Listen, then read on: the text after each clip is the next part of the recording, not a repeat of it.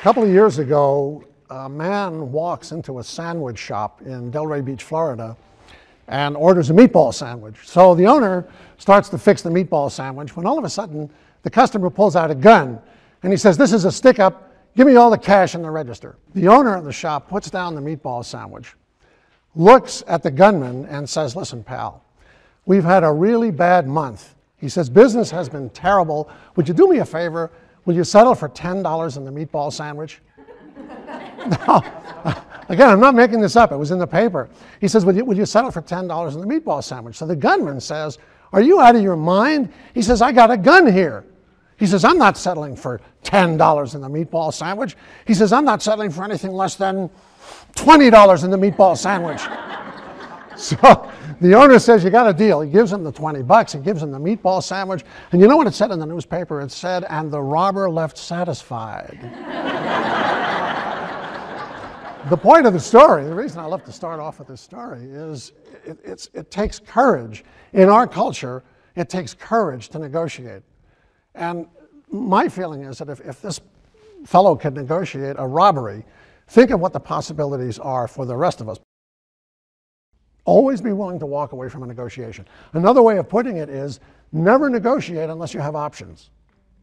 Never negotiate without options. This is something that I learned when I was working for, I believe it was Litton Industries. We were selling this telecomputer type system, very sophisticated system, and I was a sales manager. My sales rep comes into my office. He says, "I've got a prospective buyer. The buyer says he'll sign the contract if we give him certain concessions." I went to the general manager of my company. I had to get special permission to give those concessions. I then went with my sales rep. We went into the buyer's office and we said, "Okay, you've asked us for these concessions and here we're giving them to you. So now would you please sign the contract?" Well, the customer says, "Just a minute," he says. "Before I sign the contract, I want this and I want that and I want..." Well, wait a minute, you never said anything about that. Here I had gone out on a limb for this guy, and now he was shafting me. Now I was going to look bad. I mean, first of all, I was going to look bad, to my boss. My credibility would be shot, and who knows what else he was going to ask for. So you know what I did? I didn't say a word. I had a bunch of stuff laid out on the table there. I had a calculator and papers and the contract. I started picking everything up and put it in my briefcase, and I got up and started to walk out. And the customer looks at me. He says, "Ed, what are you doing?" I said, "What does it look like I'm doing? I'm walking out." He says, "What do you mean you're walking out?" I said, "You lied to us, and I don't want to do business with you." And he's looking at me in shock. No one had ever done this to him before, I'm sure. My poor sales rep is looking at me like, there goes my commission. And I leave. I walk out. Well, we're in one of these big New York City high-rise office buildings. I get to the elevator, and guess who comes charging down the hallway? The customer. He says, "Wait, Ed, wait, I'll sign the contract. I'll sign. So we go back into his office. He signs the contract. It takes us about an hour to get everything signed and copies made. And once it's all done, he says to me, "Ed, now that we've consummated the agreement," he said, "let me ask you something. If I hadn't followed you all the way out to the elevator, would you have come back?" And I looked at him with a little twinkle in my eye and I said, "You'll never know."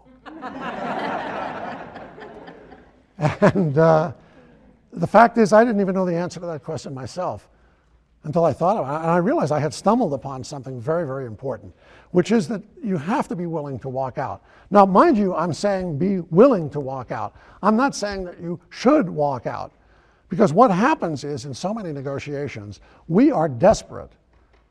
You're desperate. You need to sell. You need a car to get to work. You have to buy a car. You need a job. You have to accept. We feel that we have to make the deal. As soon as you do that, the other side is going to know that. They are going to sense it. They can feel it just the way an animal can feel that another animal is afraid. But when you say to yourself, "Hey, if I can't get the deal that I want, I'm going to take off. I'm going to walk out of here," you don't have to say a word. They get it. They understand. And they know that they're going to have to work harder in order to make the deal. As I get older and I learn more about negotiation, I am convinced more and more that this is the whole crux of the baby right there, is your willingness to walk away. I suggest to all my negotiators, think of yourself as a detective. And what do detectives do? They gather facts, they gather information. You've got to ask questions about the other side in the negotiation. And in fact, I have what I call the other strategy, the strategy of the other, which means instead of focusing on you and all of your problems and everything, focus on the other negotiator. Focus on the other negotiator. Let me tell you a story.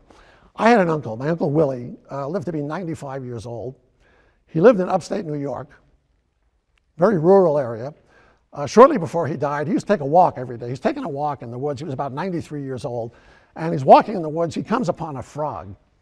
And the frog looks up at Uncle Willie and says, "Hey, old man, if you give me a kiss, I'll turn into a beautiful princess." Interesting offer, right? So Uncle Willie doesn't say a word. He picks the frog up, sticks the frog in his pocket, keeps on walking. So he's walking down the road. About a mile later, frog sticks its little head out of Uncle Willie's pocket and says, "Hey, old man, what about that kiss? Remember, I'll turn into a beautiful princess." And Uncle Willie says, I've been thinking about that, and frankly, at my age, I'd rather have a talking frog.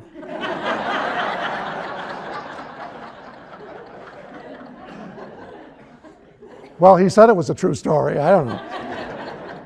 Point of the story is that we need to look at a negotiation not from our point of view, but from the other person's point of view. So while for us it might be, a beautiful princess, for the other negotiator it might be a talking frog. Always look at it from the other person's point of view. Now, at this point, I am going to tell you something that I think may be the most important thing I'm going to say all day, and that is the one question that you must all ask when you go into a negotiation, the most important question. And that is, what's the pressure on the other side in this negotiation? We tend to focus on our pressure. Oh, I can't, I have no power in this. I'm desperate to make a deal. They have all the power. Forget that. Just forget it.